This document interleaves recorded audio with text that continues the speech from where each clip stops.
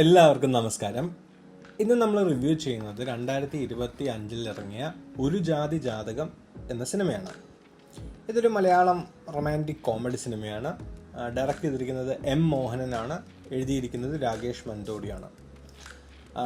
പ്രധാന വേഷത്തിലെത്തുന്നത് Vineeth ശ്രീനിവാസനാണ്.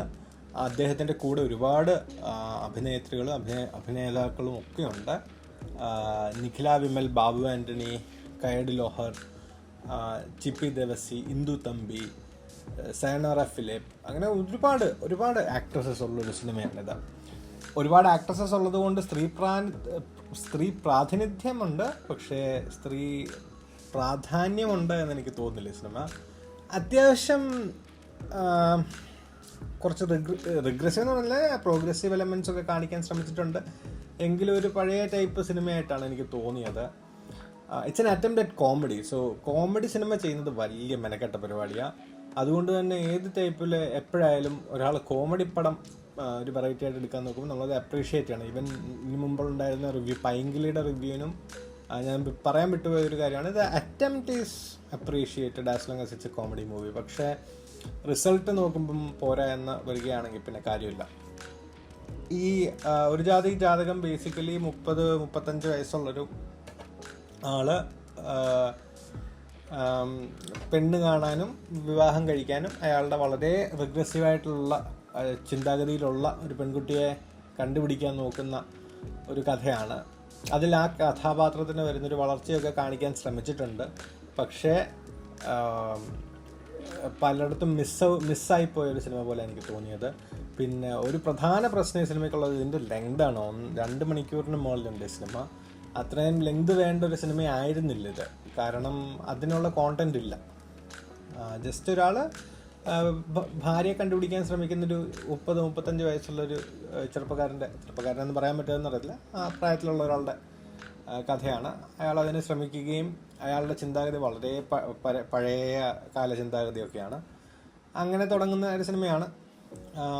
Overall spoiler പാർട്ടിലോട്ട് പോകുന്നതിന് മുമ്പ് പറയാനുള്ളത്, ഓവറോൾ സിനിമ പോരാ. ചില സീനൊക്കെ കോമഡി അവിടെ എവിടെയൊക്കെ നമുക്ക് ചിരിക്കാനുണ്ട്. പർട്ടിക്കുലർലി ബാബു ആൻ്റണി ഈ സിനിമയിലുണ്ട്. എനിക്ക് എപ്പോഴും ബാബു ആൻ്റണി കാണുമ്പോൾ ഒരു സന്തോഷമാണ്. അദ്ദേഹം പണ്ട് മുതൽ നമ്മൾ ഈ 90s കിഡ്സ് ഒക്കെ ആയിട്ടുള്ളവർക്ക് അദ്ദേഹത്തിൻ്റെ സിനിമകളൊക്കെ ഭയങ്കര താല്പര്യമുള്ള ഒരു ആക്ടറാണല്ലോ.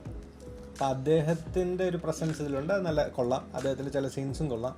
പക്ഷെ ഓവറോൾ സിനിമ ഓബ്വിയസ്ലി പോരാ. സത്യം പറഞ്ഞാൽ എനിക്ക് അത്ഭുതം തോന്നിയത് വിനീത് ശ്രീനിവാസനാണ്. വിനീത് ശ്രീനിവാസൻ്റെ അഭിനയത്തിൽ എനിക്ക് അത്ഭുതം തോന്നി.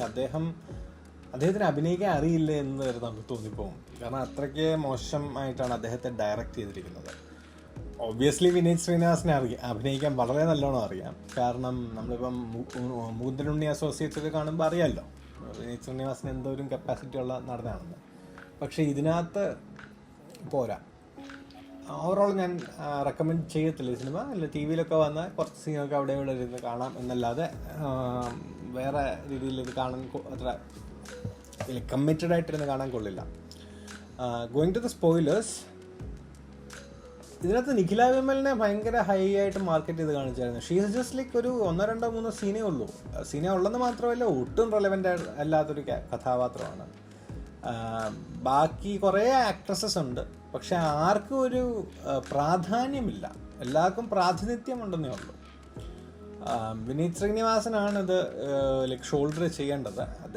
അദ്ദേഹത്തിനെ കൊണ്ട് പറ്റുന്ന രീതിയിൽ ചെയ്തിട്ടുണ്ട്.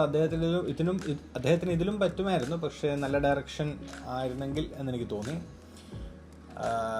പിന്നെ ലൈക്ക് സ്പോയിലർ പാർട്ടാണ്. എനിക്ക് കൃത്യമായിട്ട് ഓരോരോ ഇൻസിഡൻറ്റ് പറയണമെന്നുണ്ട്. പക്ഷേ സത്യം പറഞ്ഞ സിനിമ കണ്ടു കഴിഞ്ഞപ്പോൾ നമുക്ക് ഒട്ടുമിക്ക എല്ലാം മറന്നുപോയി. അത്രയും ഫൊർഗെറ്റബിൾ ആയിട്ടുള്ളൊരു സിനിമയാണ്. സിനിമ പോരാ, നോട്ട് വെരി മച്ച് റെക്കമെൻഡഡ്. ഞാൻ പറഞ്ഞ പോലെ ജസ്റ്റ് ടി വിയിലൊക്കെ വരുമ്പോൾ കാണണമെങ്കിൽ കാണാമെന്നേ ഉള്ളൂ. എന്തായാലും റിവ്യൂ കേട്ടതിന് ഒത്തിരി സന്തോഷം. ഇനിയും റിവ്യൂ കേൾക്കുമെന്നും ഇതുപോലെ സപ്പോർട്ട് ചെയ്യുന്നതിൽ ഒത്തിരി സന്തോഷമുണ്ട്. എല്ലാവർക്കും നന്ദി, നമസ്കാരം.